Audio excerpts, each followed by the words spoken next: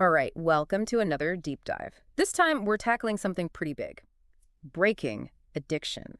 You guys sent in some really fascinating stuff, a whole document, and in Spanish no less. Seems like you're ready to get past just knowing what addiction is and into actually breaking free. It is fascinating. And yeah, the goal here isn't just theory. We want practical strategies, Yeah. ways to actually regain control. Exactly. So we're going to unpack how addiction kind of hijacks the brain, bust some myths along the way, and get you equipped with those strategies. Sounds good to me. Oh, and get this, there's this surprising thing in here about how, like, celebrating success that can actually be dangerous when it comes to addiction. I'm a little nervous to hear about that one, honestly. That's one that really got to Manu, too. It's all about how our brains are wired for reward, even when it's bad for us. Okay, so brain stuff first. Dopamine, right. That's like the chemical everyone talks about with addiction. Dopamine is key, but it's not the bad guy. It's more like a system that's easy to mess up. Mm. Think of it like this. Your brain's reward system is like a little kid who gets a taste of candy. Okay, I think I see where you're going with this. Right. That first bite is amazing. That's the dopamine rush. But then the candy's gone, and all the kid wants is more. Problem is, after that first spike, dopamine actually drops below normal. So it's not even going back to neutral, it's like a crash. Exactly. You end up craving that dopamine hit even more than before. Got to get it back. So you seek out the reward again, and the whole cycle just starts over. Now, way back when, this system made sense. Kept our ancestors alive, finding food, shelter, all that. Makes sense. I mean, back then those things weren't just like there all the time. Right, but now Yeah. we're surrounded by stuff that triggers dopamine and instantly, way more intense than anything our ancestors had. That's where the trouble really starts. And the source makes this really interesting comparison. Reading a book versus like browsing in an incognito window on your computer. Mm-hmm. Both release dopamine, but they're not the same, right? Totally different. Reading, it's gradual. Takes time to get engrossed. Feel that satisfaction. But the incognito stuff, that's instant gratification. Intense, quick dopamine hit. So the crash afterward is worse, makes you crave it again faster. So it's not just what you're doing, it's how fast and how strong that dopamine comes on. Makes a lot of sense. But how do we know if we've crossed the line, right? From liking something to like actually being addicted? Well, your source has these three questions, like a self-assessment. I think it's a good starting point. Remember, it's not about judging yourself. It's about figuring out where you're at. Okay, hit me with question number one. Think about the activity you're worried about. Do you spend a lot of time on it? More than you'd like to? All right, that's pretty straightforward. What's next? Can you cut back easily? Control how much you're doing it, even when you try to. Like you say, okay, 30 minutes, but 3 hours later. Oh, yeah, I know that feeling. So question two is about control. Got it. Last one. Think about the impact. If you were to, really cut back on this thing, would your life get better? Relationships, work, how you feel overall. I'm seeing a pattern here. Time, control, impact. Pretty telling, huh? Absolutely. And even if you're not full-blown addicted, if you're answering yes to even one of these, maybe it's a sign this thing is holding you back a bit. Well, luckily, the source doesn't just give us the problem, it's got solutions too. And this is where it gets cool, because they talk about this 30-day reset challenge, and the science behind it is kind of amazing. Yeah, this is where we get into the brain stuff of recovery. Studies show that 30 days without that addictive thing can seriously reset your reward system. Not just willpower, actual changes happening up there. Whoa, so what's actually going on during those 30 days, like inside the brain? It's like hitting refresh on your dopamine receptors. They've been overloaded, Yeah. right? So they're less sensitive. Give them a break. They recalibrate, start responding to the good stuff again, the natural pleasures. So it's not just breaking the habit, it's like changing your brain chemistry. Exactly. Yeah. And there's research to back it up. The source mentions this study with alcoholics who also had depression. 4 weeks without alcohol. 80% saw improvement in both the addiction and the depression. Huh. That's huge. Really shows how connected those two things are, addiction and mental health. But 30 days, man, that sounds like a long time. What can we do to make this reset happen? Well, that's where the practical advice comes in. They emphasize something called barriers. Barriers, like putting up walls between yourself and the bad habit. Exactly. Make it harder to get to, less tempting. Like these days, could be as simple as deleting apps that are always calling to you. Or blocking websites. I've heard of people literally changing their phone password, giving it to a friend so they can't access certain things. Absolutely. And it goes beyond digital, too. Changing your actual environment helps. Like, if you're trying to quit snacking, Move the junk food out of sight, right? Or keep healthy stuff right there in front. Exactly. Minimize those triggers, make it easier to choose the good stuff. But barriers, it can even be about the people you hang out with. Sometimes they kind of enable the bad habits without meaning to. Like trying to quit smoking, but all your friends are chain smokers, probably not the best environment. Right. Not about ditching people, but maybe be pickier about where you are, who you're with, especially early on. Create a space that supports you, you know? Makes total sense. But what about when you can't avoid those triggers? Like your job needs you online all day, but you're trying to cut back on social media. What then? That's where replacement comes in. Replacement, like find something illicit to fill that space. You got it. When you're breaking an addiction, you're basically making a hole in your brain's reward system. It's used to getting that dopamine there, and now it's gone. So you got to replace it with something healthier that still gives you some dopamine, hopefully less intense, though. So like instead of hours on social media, maybe you start taking online courses in something you actually care about. Perfect example. And what I like about your source is they talk about the power of simple, quick stuff, too. Like even just taking out the trash can give you a tiny bit of dopamine, change your focus. That's funny. I was just thinking, what if I need that dopamine right now and you're telling me to go take out the trash? Yep. Or clean your room, walk around the block, do some jumping jacks, whatever. Anything to get you moving, shift your attention. Doesn't have to be complicated. It's like those small actions break the autopilot, the one that usually takes you back to the bad habit. You got it. And each time you do that, you're strengthening those brain pathways that lead to good habits, like building a muscle, but for your brain. This is making so much sense. Okay, so we got barriers, replacement. What else is in the strategy toolkit here? This one's a little more, they call it healthy obsession. Healthy obsession. That sounds kind of counterintuitive, doesn't it? Like, isn't the whole point to not be obsessed? I know, right? But it's not about getting fixated on something else in a bad way. It's about taking all that energy, that focus that usually goes to the addiction, and putting it towards something good, something meaningful. So it's like finding a new passion project, something that really gets you excited, gives you purpose. Exactly. And the cool thing is, it uses the same brain wiring as addiction. Setting goals, learning skills, feeling that sense of progress. It all taps into that. You know, your source actually tells a story about themselves, how they went from like excessive gaming to building a successful YouTube channel. Yeah, great example, right? Shows that breaking free isn't just about taking stuff away, it's about finding new things that light you up. That's inspiring, man. It's like taking that addictive energy and making it into a superpower. But how do you find that healthy obsession? Starts with looking at what you're interested in, your values, what truly makes you happy. Could be something you used to love, haven't done in a while, or something totally new that you want to explore. So it's not just distraction, it's finding something that actually motivates you, fulfills you. You got it. Yeah. And once you have that thing, those old urges are easier to resist because you've got something positive to focus on. Makes a lot of sense. But even with a healthy obsession, I imagine there are still times when those cravings pop up, right? Oh, for sure. And that's where trigger awareness comes in. Think of triggers like little reminders, sneaky ones, that can mess up your progress. They could be people, places, situations, even just thoughts or feelings that bring back those old addictive pathways. It's like your brain's on autopilot, and the trigger just flips the switch back to the familiar pattern. Exactly. Your source actually uses this interesting image. Yeah.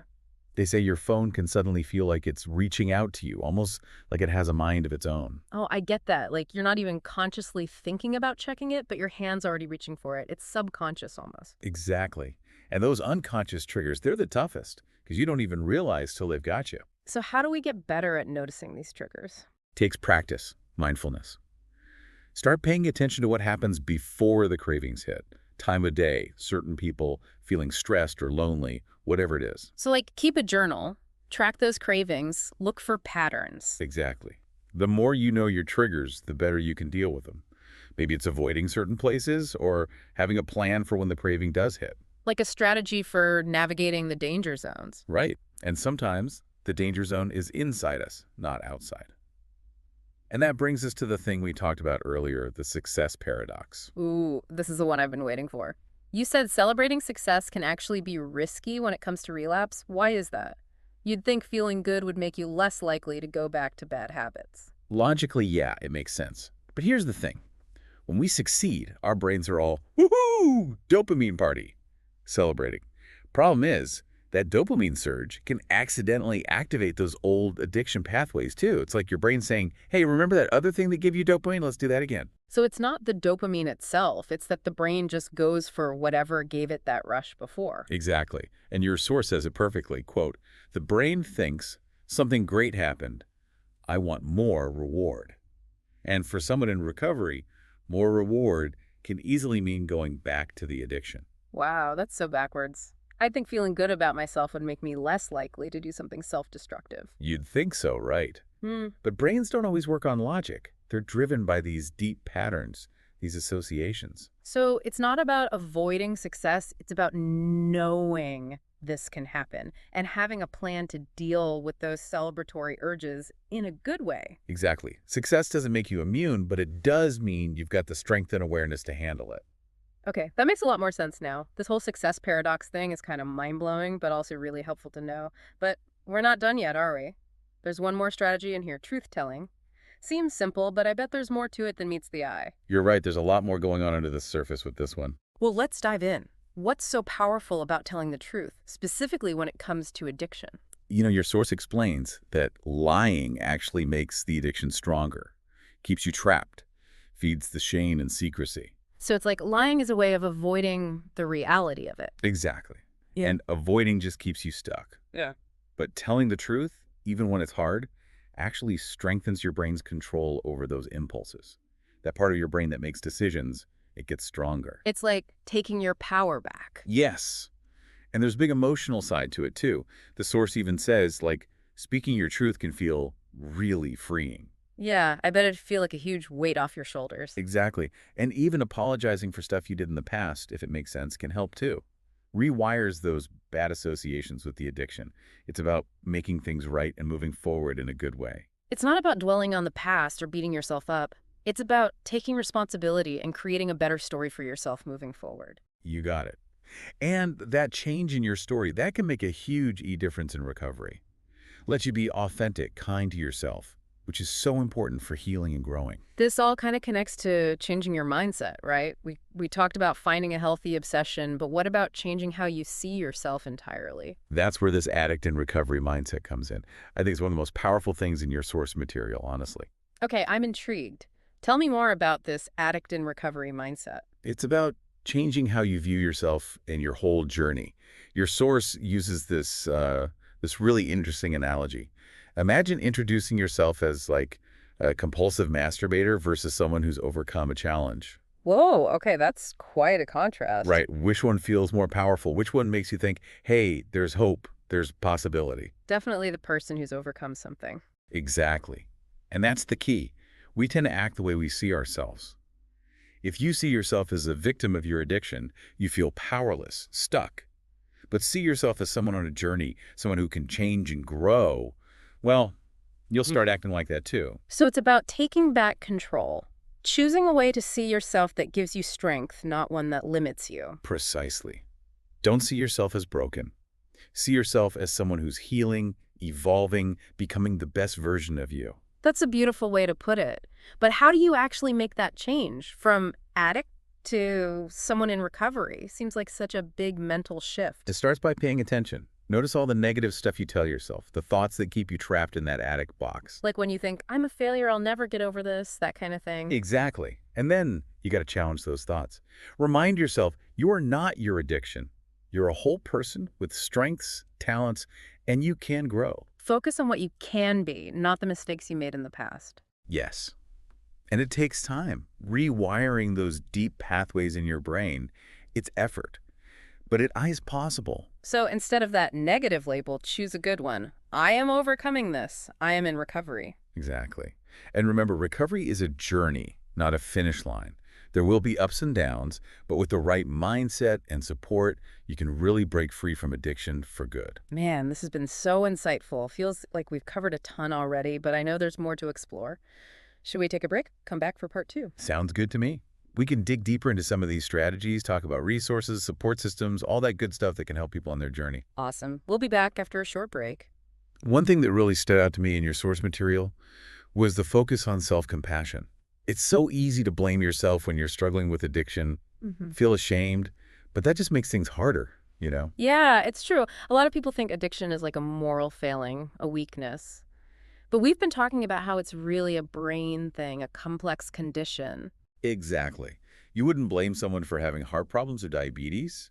Yeah. We need to see addiction the same way, with understanding and compassion. So how do you actually DO that, cultivate self-compassion, especially when those cravings hit hard or you have a setback, which happens, right? It starts with realizing you're not alone in this. Yeah. Tons of people have been there, and there's so much support out there. It's easy to feel isolated when you're struggling, but there's this whole community that gets it, what you're going through. Absolutely. Hmm. That's where support groups can be so helpful. A safe space to talk about your experiences, connect with others, learn from each other, no judgment. Makes a lot of sense. Your source also mentioned getting professional help. Yeah, therapy can be huge, Yeah. especially if the addiction is really severe or if there's other mental health stuff going on too. A therapist can give you tools, strategies that actually work. Plus, it's a safe place to process emotions, learn how to cope. And again, there's no shame in getting help. It actually shows strength, that you're committed to getting better. Totally agree. Think of it like this. If something's wrong with your body, you go to the doctor, right? Yeah. Well, addiction's a health issue too, and there are experts who can help you heal. That's a great way to put it. It reminds me of that idea we talked about, rewiring your brain to see addiction as a challenge, not who you are. Such an important point. Brains are amazing. They can change. With the right help, you can actually rewire those pathways that got all messed up from the addiction. So how do you do that? How do you start seeing yourself as someone who can change, not just stuck in those old habits? It starts with those negative thoughts, the ones that say you're a failure, you'll never get over it. Got to challenge those. Oh, I think we've all had those thoughts at some point about all sorts of things, not just addiction. Exactly. And what you got to remember is those thoughts aren't facts. They're just thoughts. You can choose to think differently. So like replace the negative with positive stuff, affirmations. Exactly. Instead of I'm an addict, Yeah. say I am overcoming this. I am in recovery. Just changing the words makes a difference, huh? It really can. You focus on what you're good at, celebrate your progress, start believing you can create a better future. And that ties back into self-compassion, right? Being kind to yourself, even when you mess up. Absolutely. Recovery is a journey, not a destination.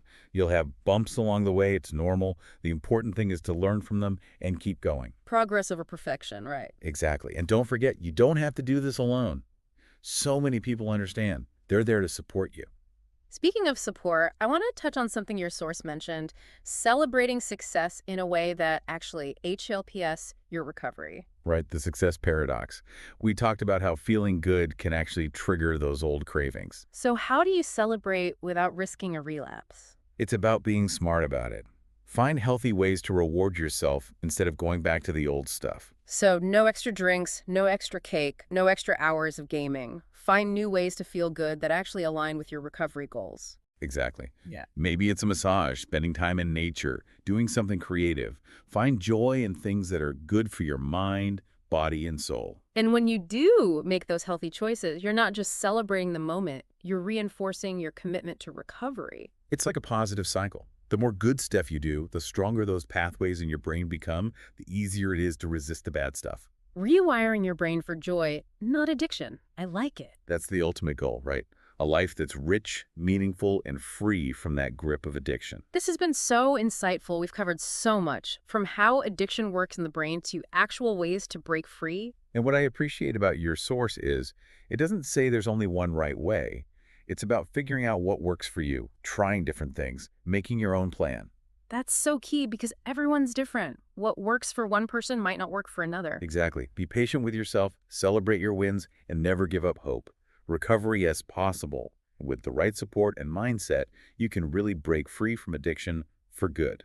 This has been so empowering. But before we wrap up, there's one last thing from your source that really hit me. The idea that even tiny actions can make a big difference over time. Yeah, it's easy to get overwhelmed if you think you got to change everything at once. Right. But even small choices, day after day, they add up. Absolutely. Like those little adjustments you make when you're driving, over time, they get you where you need to go. So focus on those small wins, the moments you choose the healthy option, even when it's hard. Exactly. Maybe it's taking a walk instead of scrolling on your phone or grabbing a piece of fruit instead of that candy bar. It's like working out. Each time you make that conscious choice for recovery, you're getting stronger, building new habits. And those small victories, they add up to big change in the long run. So as we finish up this deep dive, I want to leave you with a question, something to think about. It comes from your source, Yeah. but they don't say it directly. Okay, I'm listening. We've talked about how powerful those tiny actions can be for managing cravings, changing your mindset. So here's the question.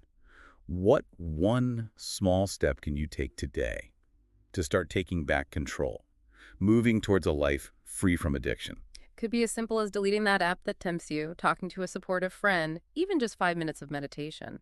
Remember, every journey starts with one step. And that step, even a tiny one, can put you on the path to a brighter, healthier, more fulfilling future. Thanks for joining us on this deep dive. We hope it was helpful and inspiring. Until next time, keep learning, keep growing, and keep believing in your incredible power to change your life. Yeah, it's true. It is a lot to take in sometimes, like changing your whole life can feel overwhelming. Right, but like you said, it's not about doing it all at once. It's the little things, day by day, those choices that really matter. Absolutely. Yeah. And what I think is so cool is the research in your source, it shows how amazing the brain is. Like, it can change. This whole neuroplasticity thing, it's mind-blowing. It means even if you've been struggling for years, your brain can still rewire itself, make new healthy connections. So we're not just stuck with the brain we're born with. We can actually change it by what we do, the choices we make. Exactly. Every time you don't give in to a craving, every time you choose to do something healthy, you're literally making those recovery pathways stronger. That's a powerful thought. It's like training your brain for freedom, one choice at a time. And it does take training, it's effort. But the more you do it, the easier it gets. Those old addictive pathways, they kind of fade away while the new ones become stronger. So it's gradual, but we're not just like watching it happen, we're part of it. Right, you're in control. And that's so important, remembering that you have the power to choose. You're not helpless against this. And I think that's a really important message for anyone listening. You do have the power to break free. You can heal, and you can create a life that's truly what you want, what's good for you. Couldn't have said it better myself. Yeah. And remember, there's help out there. Support groups, therapy, even just online communities. People who get it, who want to help. And if you're feeling lost, don't know where to start, remember even the smallest thing can make a difference. Talking to a friend, deleting that app that tempts you, just 5 minutes of quiet time, breathing, whatever works for you. Any step in the right direction is a win. Celebrate those wins, no matter how small. Because those small wins, they keep you going, right? They show you that change is possible. Absolutely. Give you the energy to keep going one step at a time. This deep dive has been amazing. So much good information here. So inspiring. And I hope it's given you, the listener, the knowledge and the courage to start your own journey. Yeah, it's been really powerful. Remember, you're stronger than you think, more capable than you realize. You deserve a life free from addiction. Thanks for joining us on this deep dive. Until next time, keep believing in yourself and keep reaching for those goals, no matter what they are.